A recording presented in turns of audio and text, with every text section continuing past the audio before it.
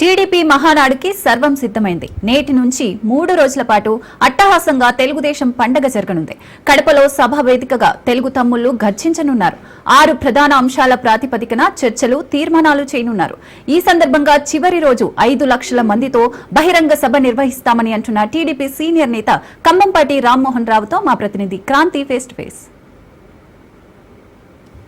TDP మహానాడికి సర్వం సిద్ధమైంది. కడపలో మొదటిసారిగా కూడా నిర్వహిస్తున్న మహానాడికి సంబంధించి పూర్తి స్థాయి ఏర్పాట్లు చేశారు. ప్రస్తుతం మనతో పాటు కంబంపాటి రామ్మోహన్ గారు ఉన్నారు. సార్, ఎలాగా అంటే మొదటిసారి కడపలో నిర్వహిస్తున్నారు, ఏంటి ఈసారి ప్రత్యేకత ఇక్కడ ఈ మహానాడికి సంబంధించి?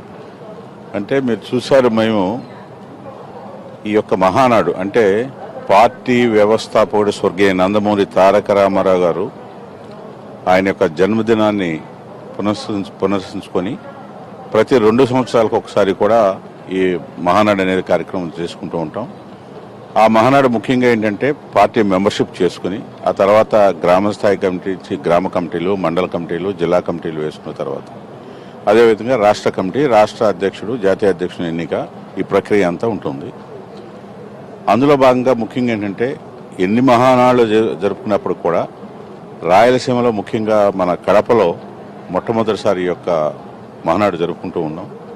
ప్రభుత్వం వచ్చిన తర్వాత, రాష్ట్ర విభజన జరిగిన తర్వాత మరి ప్రతి జిల్లా అంటే ఏ విధంగా సమగ్రాభివృద్ధి చేయాలనుకుంటున్నారు, సంక్షేమ కార్యక్రమాల అభివృద్ధిని 2 కళ్ళగా తీసుకెళ్లాలని ముఖ్యమంత్రి గారు ఒక ప్రణాళిక వేసుకుని, అదేవిధంగా నారా లోకేష్ గారి నాయకత్వంలో ముఖ్యంగా యువత కొత్త తరం కూడా ముందుకు వస్తుంది కాబట్టి పాత కొత్త తరాల కలయికతో ఇప్పుడున్న ప్రజల అవసరాలు కూడా మారుతూ ఉన్నాయి కాబట్టి టెక్నాలజీని అనుసంధానం చేసి మరి ప్రభుత్వం ఏదైతే ప్రజలకు వాగ్దానాలు చేసామో అవన్నీ కూడా ఏ విధంగా అమలు పరుస్తున్నామో వాటిని ప్రజలకు చెప్పి పార్టీని మరింత పటిష్టం చేసే విధంగా ఈవేళ ఈ మహానాడు ముఖ్యంగా ఉపయోగపడుతుందని నేనైతే భావిస్తూ ఉన్నా.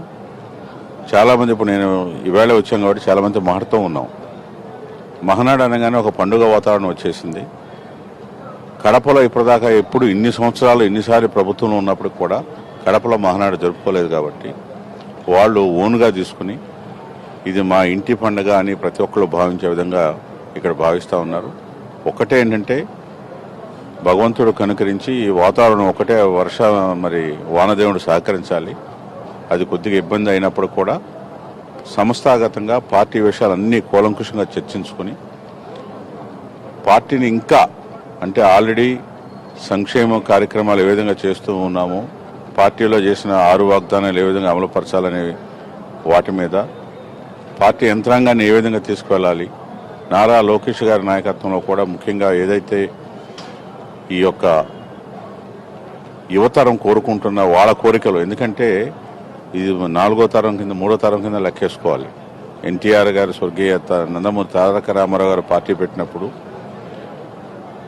అదేవిధంగా చంద్రబాబు నాయుడు గారి నాయకత్వంలో తర్వాత ఇప్పుడు నారా లోకేష్ గారు, ఇప్పుడున్న యువతరానికి ఏ విధంగా వాళ్ళ కోరికలు ఉన్నాయి అవన్నీ కూడా అనుసంధానం చేసుకుని ముందుకు వెళ్ళడం జరుగుతుంటుంది. సుదీర్ఘంగా చర్చించుకోవడానికి ఈ యొక్క మహానాడు వేదిక బాగా ఉపయోగపడుతుంది. ఏర్పాట్లు అన్నారు, ఏర్పాట్లు బ్రహ్మాండంగా జరుగుతున్నాయి. ఇంత పెద్ద ఎత్తున ఎప్పుడు నేనైతే చూడలేదు.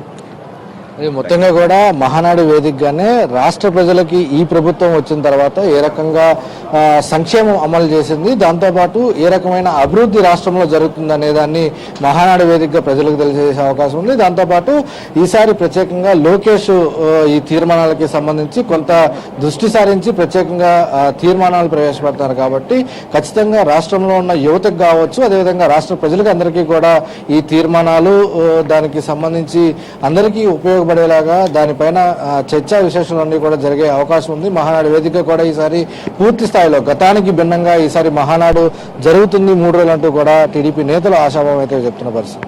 ఇదే ఇక్కడ పరిస్థితి. Vote studio.